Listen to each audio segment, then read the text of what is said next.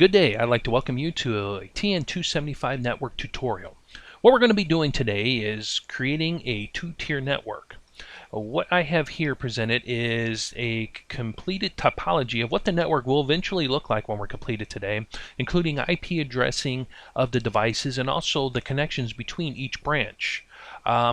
Included with this packet tracer are several documents, one of which being the directions that we're looking at right here will not only give you what the complete topology of the network will look like, but also the addressing table, the objectives, a little bit of background, and a step-by-step directions on setting up this network.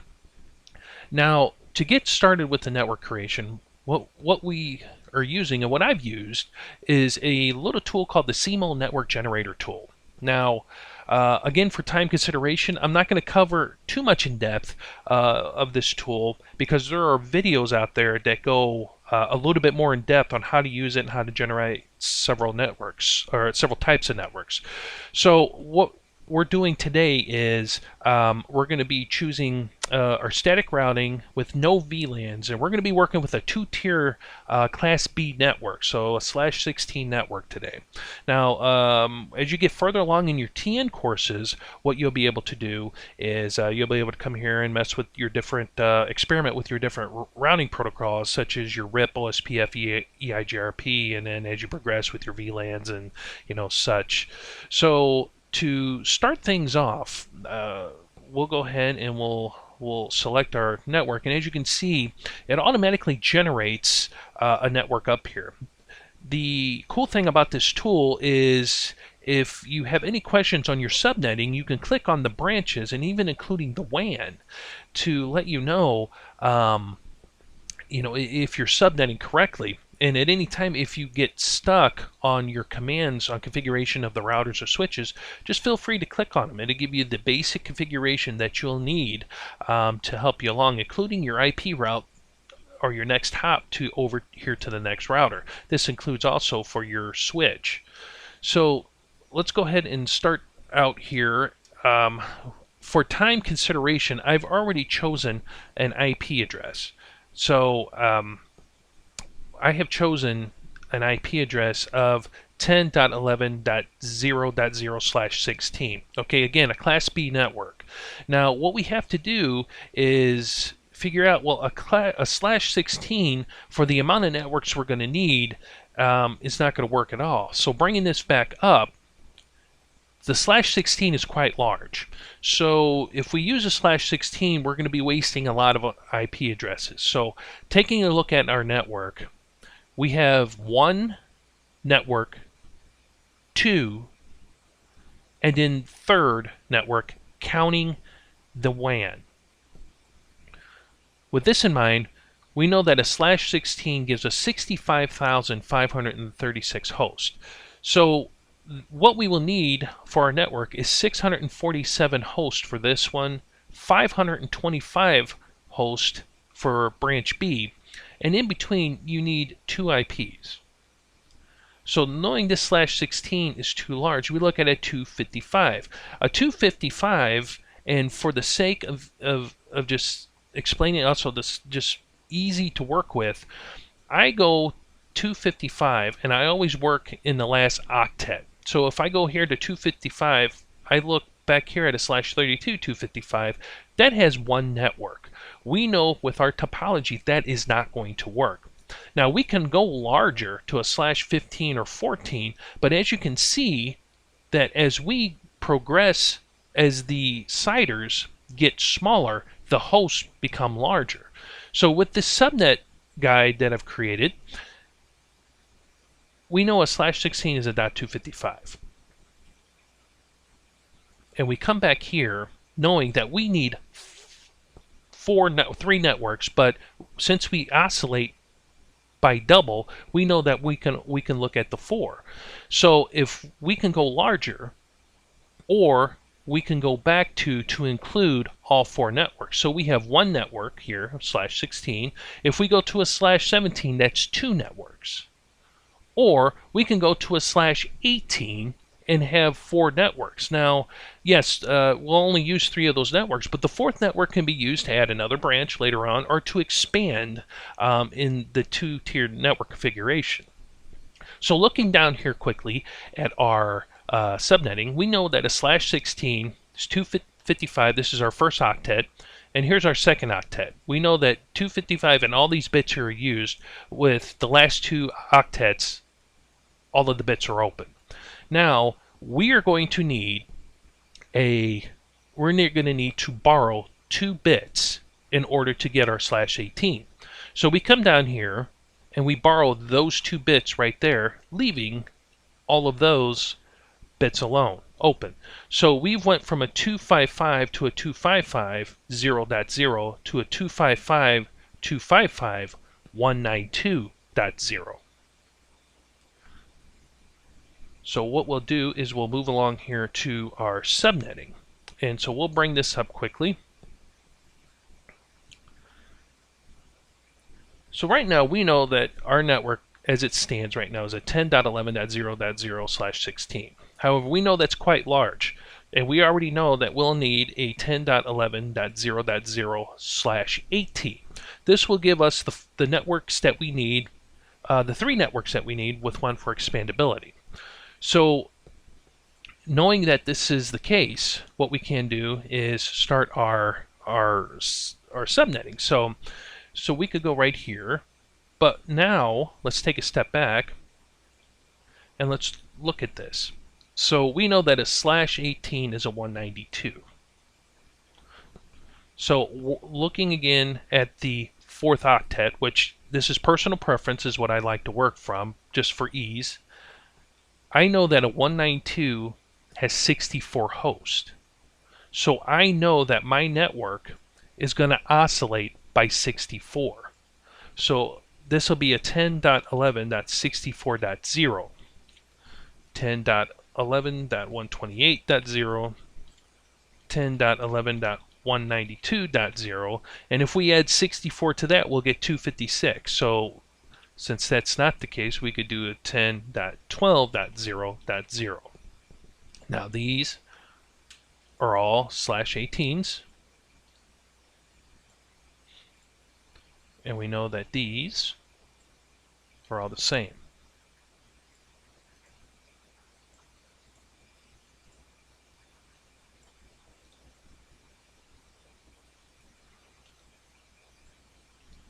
Here, let's do this.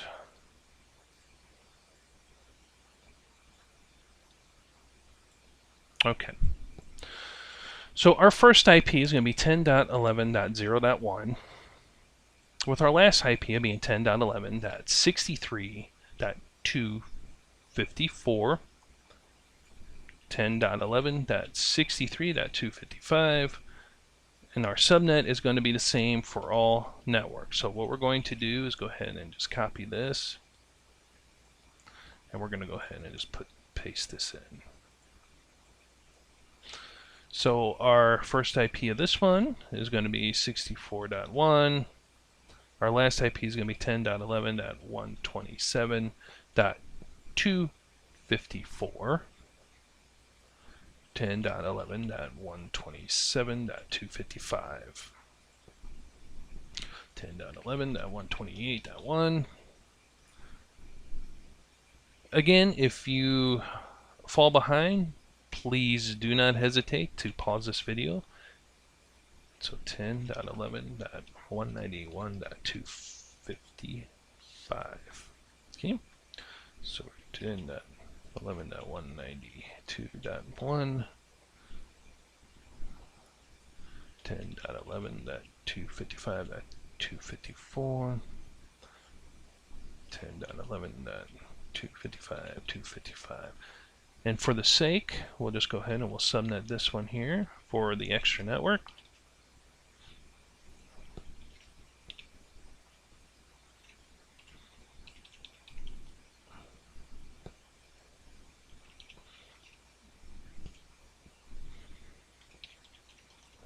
Now, what we have successfully done is we have subnetted for our networks. So this is our first, second, third, fourth, and fifth network. So right now we have already subnetted for our networks, and this is just for future right here, just to show you the progression with how we're oscillating with 64. So with that being said, now we can look at our networks themselves. So we know that a /18 is quite large for a network, branch A here, that needs 647 hosts. So now we've progressed from, now that we've just subnetted for our networks, we're going to subnet for host. So looking at here at 647, we know the /18, and let's take a look at that real quick. A /18 gives us 16,000 hosts, and we really don't need that many hosts. Now, knowing that the tutorial says we need 647 hosts, we can go up here, and again, this is what makes this little guide really nice, is we can go up here and determine how many hosts we need. Well, we know a /23 for branch A is going to be quite small because that only gives us 512 hosts. However, if we go to a /22, the next CIDR up, it's going to give us 1,024 hosts. Now, obviously, that's a little bit more, but that gives us additional IP and additional growth capabilities within our network. So we know that for branch A is going to be a 252. So we come down to here, and this is our /18. So remember, we've borrowed 2 bits here to get our /18. Now, to begin our /22, we need to start from here. So we need to save 1, 2, 3, 4, 5, 6, 7, 8, 9, 10. We need to save those 10 bits. So 1, 2, 3, 4, 5, 6, 7, 8, 9, 10. And considering that this is the 10 bits we save, the 1, 2, 3, 4 network bits that we're going to need to get to our /22, if you take those 4 and add it to the /18, that gives you your /22. So now the way it will look with our subnet was going to be 255, 255, 252.0. So let's go ahead and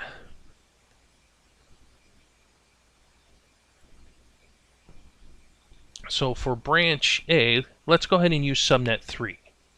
So that's going to be 10.11.192.0, keeping with the /22. So we know that this is a 10.11.192.1.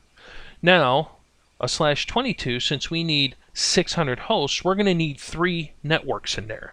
So with the 3 networks, our first IP is going to be 10.11.192.1, with our last IP of being 10.11.195.253. Sorry, that's 195.253. 10.11.195.254 with our subnet of 255.255.252.0.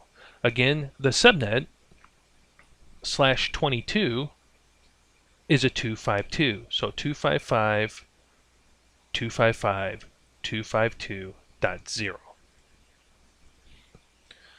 So let's take a look quickly at branch B. So branch B, right here, we need 525 hosts. Looking back at our subnetting, a /23 is going to be too small, not quite enough with only having 512 hosts. So again, we have to use a /22, which gives us a little bit extra IPs, but again, for future expandability and growth of the network.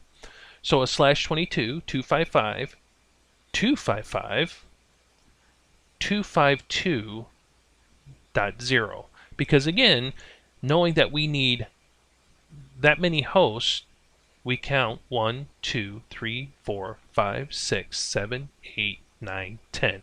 We need to reserve those 10 bits. So going back to here, let's go ahead and use subnet 2, 10.11.128.0. And again, this is a /22. So 10.11.128.0, 10.11.128.1. So we need 3 networks here as well to cover the amount of hosts we need. So this is going to be 10.11.131.254, 10.11.131.255 for our broadcast, and the same subnet. So looking at our WAN,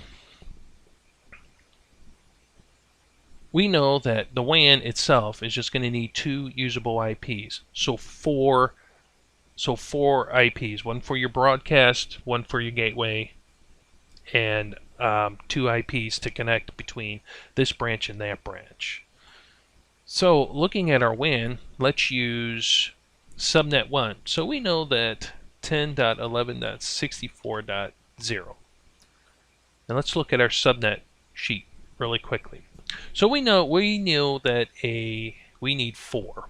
So we need 4 hosts for the WAN. A /30 gives us a 255, a 255, a 255, a 252. Because since we need 4 hosts, we count 1, 2. We reserve those last 2 bits. So we reserve these 2 bits, and all the other ones right here are filled in.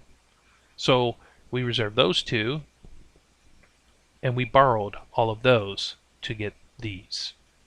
So 255, 255, 255, 252. So we know that is a /30. Okay, so our network ID is going to be 10.11.64.0, with our first IP being 10.11.64.1, 10.11.64.2, and our broadcast of 10.11.64.3, and our good subnet of 255.255.255.252.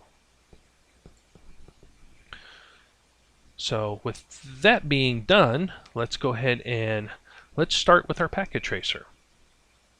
So I've already completed the packet tracer just to kind of give you an idea of what it will look like when we're completed. Again, it is very important not only in your class but also when you get out into the field, out into industry for documentation. It's very important to not only document your physical typology of your network but also logically on how it works in between and you know, your IP addressing. So this is what we're going to get to here in a moment. So let's go ahead and open up our packet tracer. And then what we're going to do is we're going to do a side-by-side. We'll put that over there. And so what we're going to do is we're going to go ahead and we're going to start with our networking. So let's go down here and let's follow this step by step. So we open the packet tracer, and what we're going to do is we're going to select the type of routers that we're going to use. So let's go down here. Let's the 2811s. Let's put a couple 2811s out there. Let's put a couple switches out there.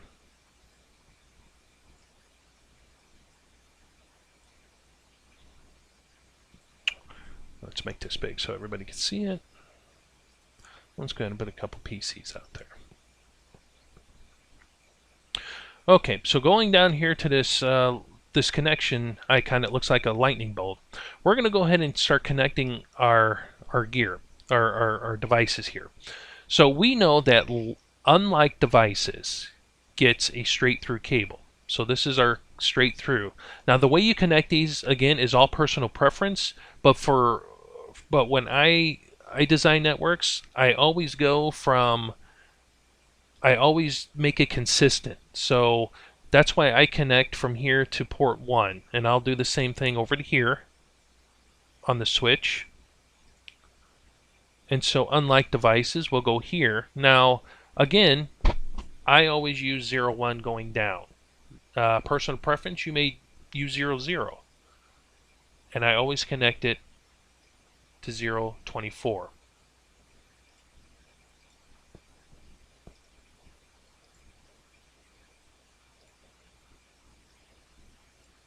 Okay. Now we know, like devices, we need a crossover cable. The transmit receive need to be flipped. So let's go down here to our crossover, and I go to 0, 0, 0, 0. Now we have the network cable. So let's start with our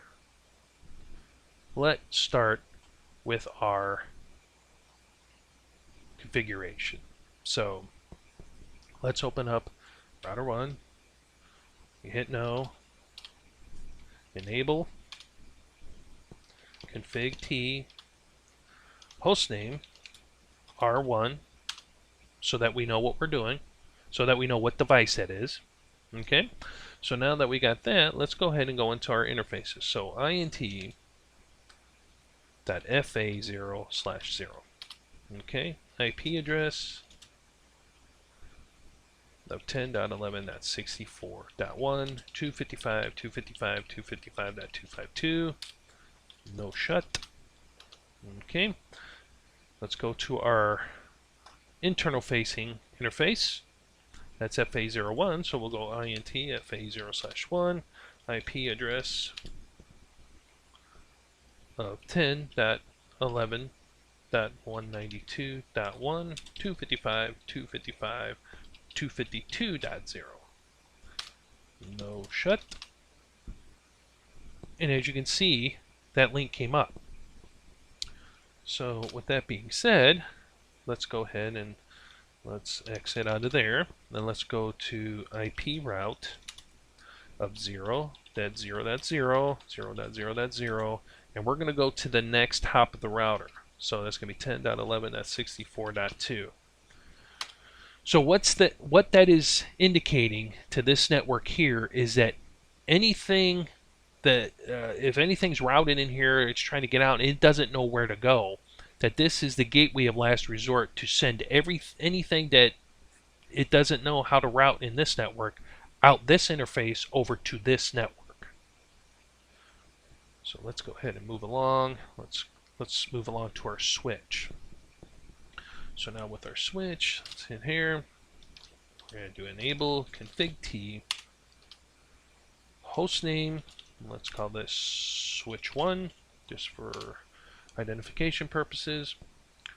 And let's go ahead and give this an IP. Now, in order to give this an IP, our management VLAN is VLAN 1, so we have to basically turn that on. So we're going to INT VLAN 1. Let's give it an IP address. And I'm going to pick 10.11.195.254. 255.255.252.0. No shut. Okay. Now again, I gave it that IP address, and it's something that we're not taught to do. I mean, I know we could do .1, and sometimes that's .2 and .3, but for industry reasons, and also to get you used to being exposed to the different type of device IPs in industry, I've selected that one. Now we know right now that VLAN 1 is ready to go. However, in order for traffic to flow from your PC up to the router, the switch has to know where to go. So in order to do that, let's go ahead and give it an IP default gateway.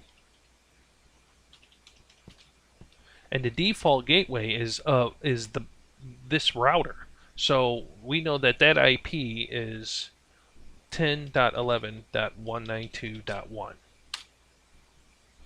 and our configuration for the switch is complete. So now let's go down to the PC.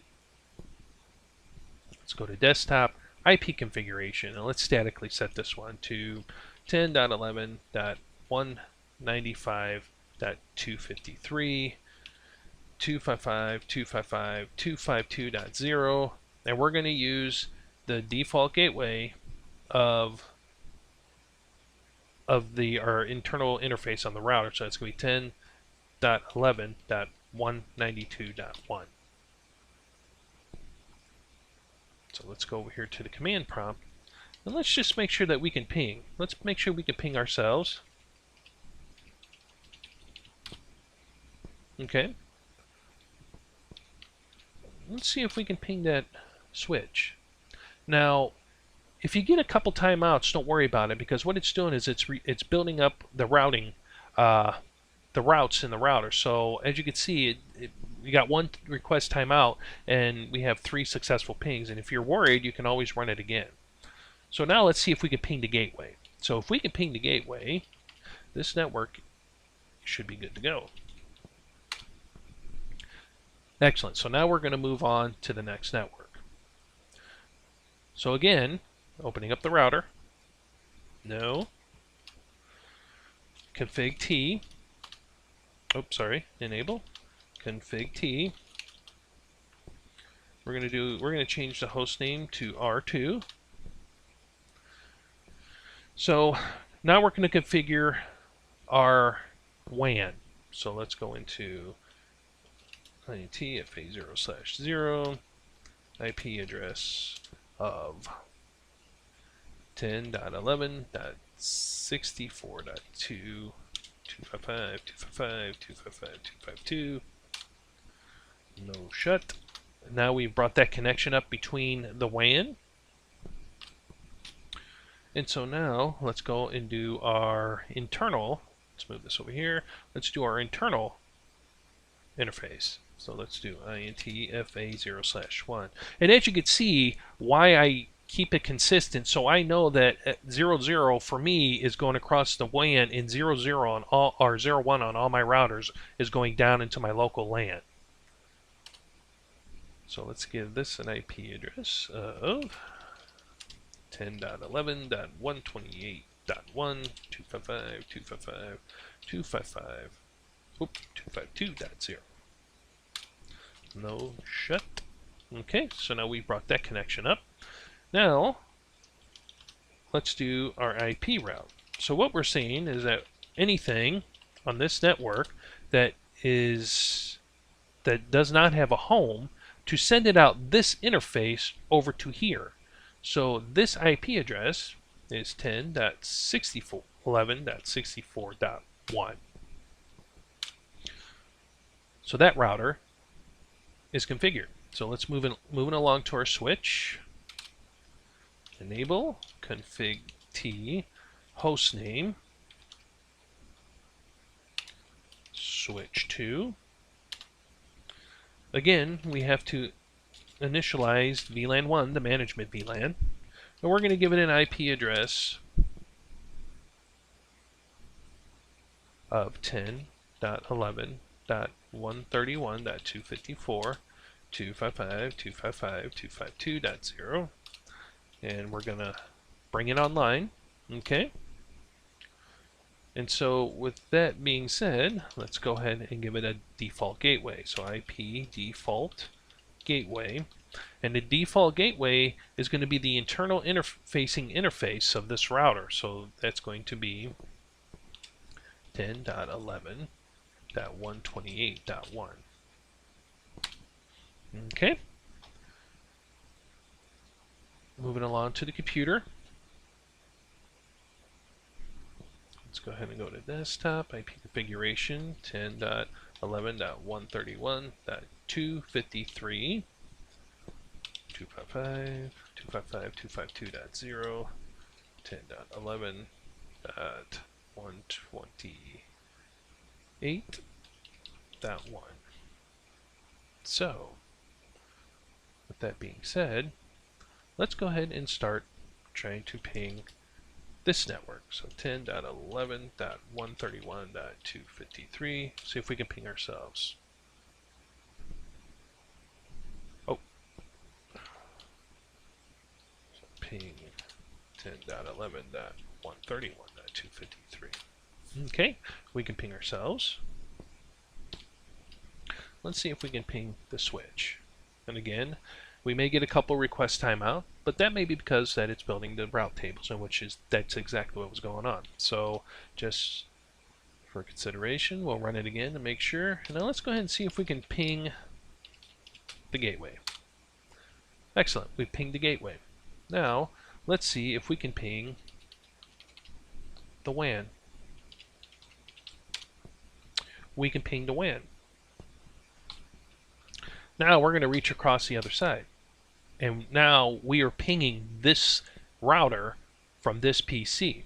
Well, let's see if we can ping internally over on that router. So let's see if we can ping the other LAN.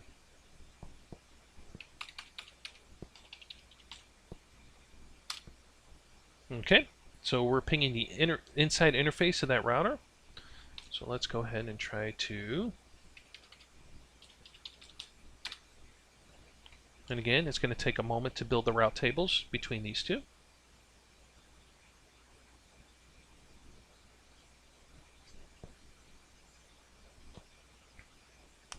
There we go. Now, last but not least, let's try to ping the PC.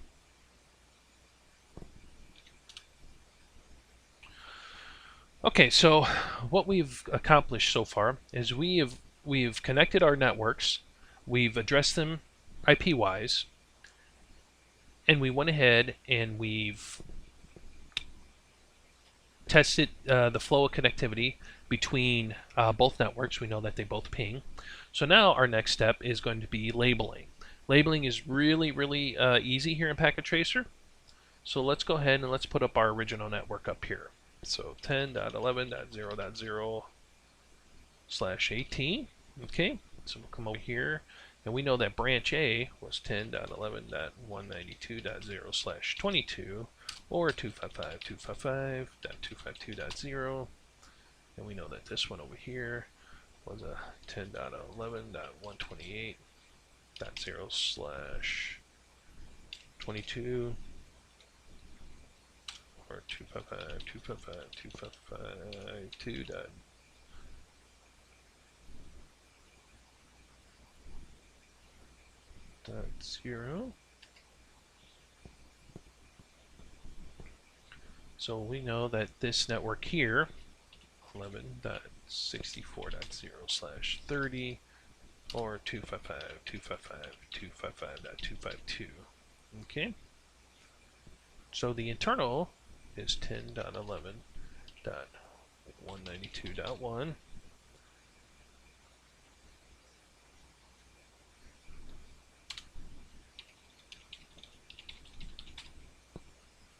And again, I'm doing this quickly for time consideration. So this is all in the documentation. And if you have any questions or if you fall behind, please pause the video and just catch up.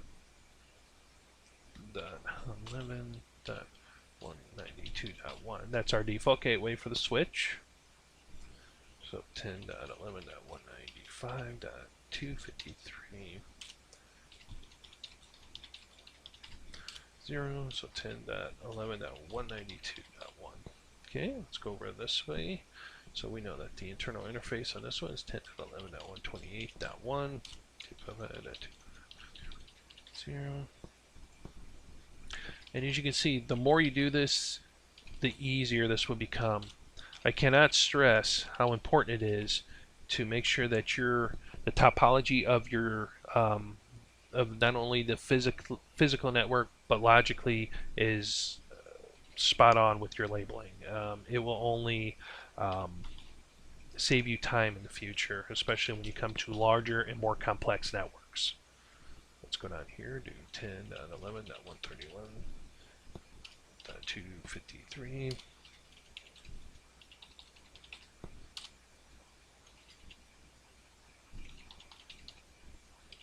And I come down here and I just kind of, this is just for, again, for me. I just put how many hosts are down here so that if I look at this, I know why I have a /22 on these branches. Alright, so now we're just moving these around just a little bit. Let's go ahead and get these up there.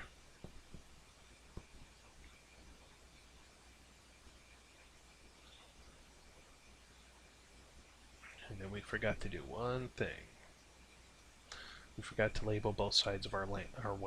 So we'll come up here. We'll do 10.11.64.1, 255.255.255.252. 10.11.64.2, 255.255.255.252. Alright.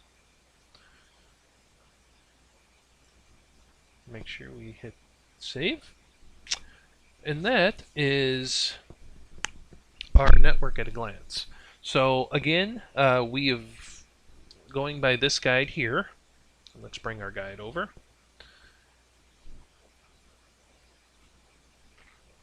Our network looks similar to the one right here.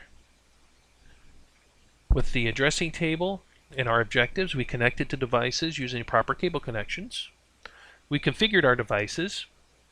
We tested connectivity by pinging from this network from PC1 over here to PC0 over here, and then we labeled the topology of the network. Included here, we done our configuration, and we tested connectivity and label. So that is our two-tier network.